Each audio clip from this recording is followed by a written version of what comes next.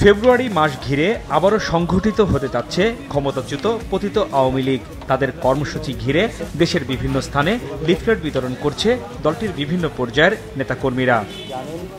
তবে এবার লিফলেট বিতরণ করতে গেলে গ্রেফতার হতে হবে বলে সতর্ক করেছেন প্রধান উপদেষ্টার প্রেস সচিব শফিকুল আলম।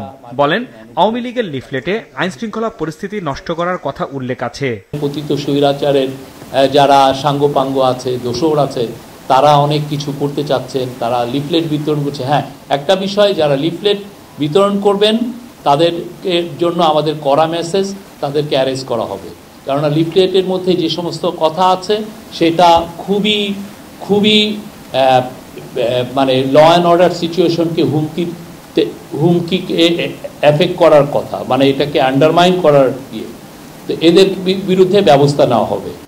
সন্ধ্যায় ফরেন সার্ভিস একাডেমিতে আয়োজিত সংবাদ সম্মেলনে তিনি আরো জানান, বাংলাদেশ থেকে পাচার করা টাকায় সামাজিক যোগাযোগ মাধ্যমে অপপ্রচার চালাচ্ছে আওয়ামী লীগ। তাদের কর্মকাণ্ড পর্যবেক্ষণ করা হচ্ছে বলেও জানান তিনি। ওনারা অনেক অনলাইনেই অনেক কিছু ওনারা বিতরণ করছেন, সবকিছু অনলাইনে।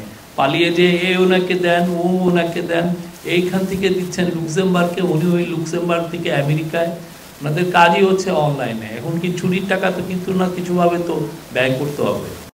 বই মেলার প্রথম দিনে শেখ হাসিনার ছবিযুক্ত ডাস্টবিনে ময়লা ফেলার পর তার পরিবারকে টার্গেট করে আওয়ামী লীগ মিথ্যা প্রচারণা চালাচ্ছে বলেও জানান শফিকুল আলম। আওয়ামী লীগের যে ট্রল বাহিনী, ট্রল ব্রিগেড, তারা খুবই ন্যাক্কারজনকভাবে আমার পরিবারকে তারা টার্গেট করেছেন, খুবই ন্যাক্কার। আমরা জানি তাদের ক্যারেক্টার কীরকম, এটা তো আর নতুন কিছু না। এবং সবচেয়ে আনফর্চুনেট, যারা এগুলো করছেন তাদের সাথে ওনাদের prime minister, former prime minister ইয়েও করছেন, মিটিংও করছেন। তাহলে ওনার রুচিটা কোথায় দেখেন?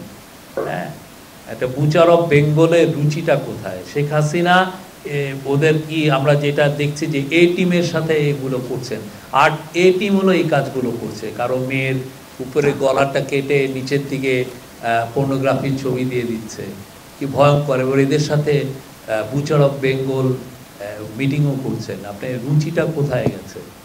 ঠিক আছে, আবার আমাদেরকে রুচি শিখান অনেকে, যে না আপনাদের রুচি এই। হ্যাঁ, এটা তো ভয়ানক একটা জিনিস। সংবাদ সম্মেলনে সামাজিক যোগাযোগ মাধ্যমে আলোচিত মাফলারটি পরে আজও এসেছিলেন প্রধান উপদেষ্টার প্রেস সচিব। তবে এ নিয়ে কোনো মন্তব্য করতে রাজি হননি তিনি। এটা খুব পার্সোনাল, আমরা এখানে পার্সোনাল কথা বলতে আসিনি, সরি। না, এটা পার্সোনাল জিনিস, এটা এখানে সিরিয়াস। হাসনাইন তানভীর, মাছরাঙা সংবাদ, ঢাকা।